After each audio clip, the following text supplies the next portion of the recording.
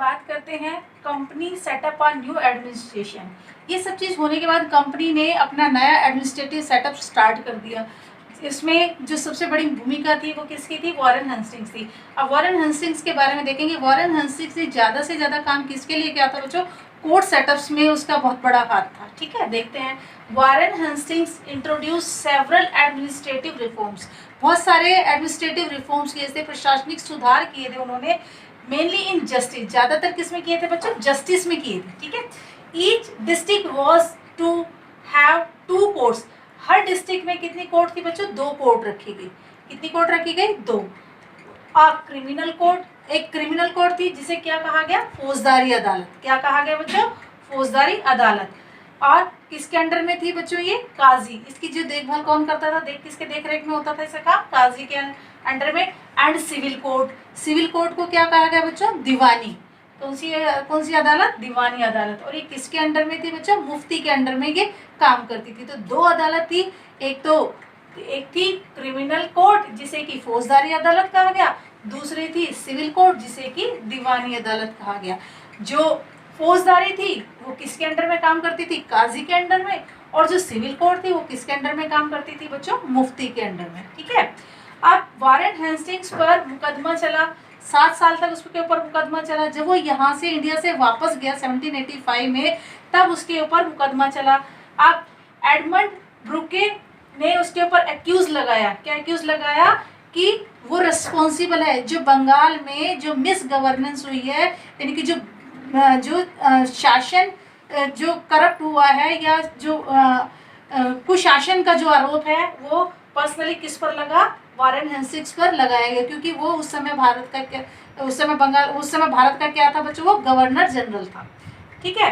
अब उस regulating act 1773 में पास हुआ था। उसके तहत जो जजेस की नियुक्ति की गई। ठीक है। अब उनके लिए कुछ लॉज बनाए गए। उन लॉज में हिंदू लॉज को क्या किया गया? डिफाइन करने के लिए बात आई। तो कुछ ब्राह्मण और पंडित उन्होंने क्या किए? अपने डिफरेंट इंटरप्रिटेशंस दिए। किसी ने कहा कि हिंदू जो धर्म है उसमें लॉज की ये परिभाषा है और इस लॉज की डिफरेंट परिभाषा किसी दूसरे पंडित या ब्राह्मण ने आके दे दी। तो इस सारे होच पोच से बचने के लिए उन्होंने क्या किया? 1775 में जो 11 group of pandits and Brahmins उनको इकट्ठा किया और हिंदूज लॉज, जो हिंदू लॉज हैं, जितने भी हिंदूज लॉज हैं जो कि पुरानी पुस्तकों में लिखे गए हैं, जो कि हिंदुओं के द्वारा फॉलो किए जाते हैं, उनको एक लिखित रूप में बनवाया गया। और उस जो रिटन रिकॉर्ड था उसकी जो ट्रांसलेट किया इंग्लिश में किसने किया? एन.बी. हेलहेड ने उसको क्या किया? ट्रांसलेट किया। ठीक है। अब 1778 में कोड ऑफ मुस्लिम लॉज बनाया गया। किसकी सरपरस्ती में बनाया गया बच्चों? ये मुस्लिम्स जो वो थे लॉज के जानकार थे, उनकी सरपरस्ती में बनाया गया। अब इन चीज़ों के बनाने के पीछे उनका मकसद क्या था बच्चों? अंग्रेजों का उनका मकसद ये था कि जो 1773 रेगुलेटिंग एक्ट के तहत जो जजेस की नियुक्ति की गई, वो यूरोपीय जज हैं, वो यहाँ के रीति रिवाजों से हिंदू या मुस्लिम के जो लॉज हैं उनके बारे में क्या है? फेमिलियर नहीं है। तो इन लॉज को पढ़कर वो क्या कर सकेंगे? इन लॉज के बारे में जानकारी ले सकेंगे और उन्हें डिसीजन देने में आसानी होगी। ठीक है।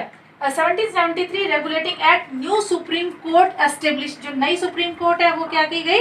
एस्टेब्लिश की गई। कोर्ट ऑफ अपील, एक कोर्ट ऑफ अपील को स्टार्ट किया गया। ठीक है। द सदर निजामत अदालत, क्या नाम दिया उसका? द सदर निजामत अदालत कहा गया। Was also setup at Kolkata. ये सब कहाँ स्थापित की गई थी बच्चों? कलकत्ता में स्थापित की गई थी। ठीक है। The district was look after and supervise by the collector. जैसे कि हम पहले पढ़ चुके हैं, तो डिस्ट्रिक्ट किसके द्वारा सुपरवाइज किया जाता था बच्चों? कलेक्टर के द्वारा सुपरवाइज किया जाता था। और कलेक्टर का काम क्या था? रेवेन्यू कलेक्ट करना, टैक्स कलेक्ट करना। ठीक है। और सब चीज ये पूरे डिस्ट्रिक्ट की जो रिस्पॉन्सिबिलिटी होती किसकी होती थी? कलेक्टर की होती थी। और जो उसका ऑफिस होता था उस किस नाम से जाना गया? कलेक्ट्रेट के नाम से जाना गया।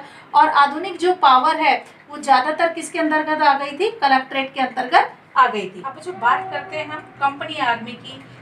कंपनी की आर्मी देखते हैं। The Mughal army was mainly composed of cavalry and infantry.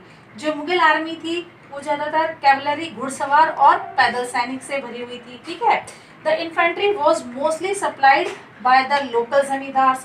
जो इन्फेंट्री थी यानी कि जो पैदल सेना थी वो ज़्यादातर सप्लाई कौन करते थे, लोकल जमींदार उनको सप्लाई करते थे, ठीक है। The army did not have professional training infantries. जो इन्फेंट्रीज है उसे कोई प्रोफेशनल ट्रेनिंग नहीं दी जाती थी। The Mughal successor states like Awadh, Banaras started recruiting their own armies. जो मुगल जो वो थे अग्रज थे या मुगल जो सक्सेसर थे वो कौन कौन सी रियासत में फैले हुए थे, अवध और बनारस। इन दोनों ने क्या किया, अपने लिए नए रिक्रूट करना शुरू कर दिया, भर्ती करना शुरू कर दिया आर्मी में लोगों को, एंड ट्रेन देम, और उन्हें ट्रेन करना शुरू कर दिया एज प्रोफेशनल सोल्जर्स, है ना। प्रोफेशनल सोल्जर्स की तरह उन्हें ट्रेन करना शुरू कर दिया। किस किसने बच्चों, अवध ने और बनारस ने। किसके सक्सेसर थे बच्चों, मुगल सक्सेसर्स थे, ठीक है। The company too adopted the same method. By 1820s, the infantry regiment of the company became more important as the British fought in Burma, Afghanistan, and Egypt, where soldiers were armed with muskets and matchlocks. 1820s में जो infantry regiment थी वो बहुत important हो गई क्योंकि उन्होंने British के अंडर में बर्मा, अफगानिस्तान और इजिप्ट में लड़ाइयाँ लड़ी उन सोल्जर्स ने, और उन सोल्जर्स को कौन से आर्म दिए गए बच्चों, मस्केट एंड मैचलॉक्स दिए गए। In the early 19th century the British developed a uniform military culture. तो ब्रिटिशर्स ने एक यूनिफॉर्म मिलिट्री कल्चर को डेवलप किया। Soldiers were increasing by subjected to European style. जो सोल्जर्स हैं उन्हें यूरोपियन स्टाइल में ट्रेनिंग और ड्रिल दी जाने लगी, एंड डिसिप्लिन सिखाया जाने लगा, and regulating their life more than before. अब उनकी लाइफ ज़्यादा रेगुलेटेड हो गई थी पहले की बजाय, ठीक है। This way East India Company was transform from a trading company to a territorial colonial power. अब इस टाइम पे जब उनके पास ट्रेंड आर्मी आ गई थी तो वो किसमें चेंज हो गए थे, किसमें बदल गए थे बच्चों, वो ट्रेडिंग कंपनी से बदलकर टेरिटोरियल कॉलोनियल पावर वो बन गए थे, ठीक है। अब जो हमने ऊपर जो आर्म्स देखे थे उनके देखते हैं। मस्केट, मस्केट क्या था, heavy gun used by infantry soldier. एक हैवी गन थी जो कि इन्फेंट्री सोल्जर जिसे यूज करते थे। मैचलॉक, मैचलॉक है an early type of gun. ये पुराने जमाने की एक बंदूक है। इन which the powder was ignited, यानी कि इसके अंदर पाउडर डाल दिया जाता था और मैच के द्वारा इसको क्या कर लिया जाता था, आग लगा दी जाती थी। इग्निटेड यानी कि आग लगा दी जाती थी, किसके द्वारा, माचिस के द्वारा।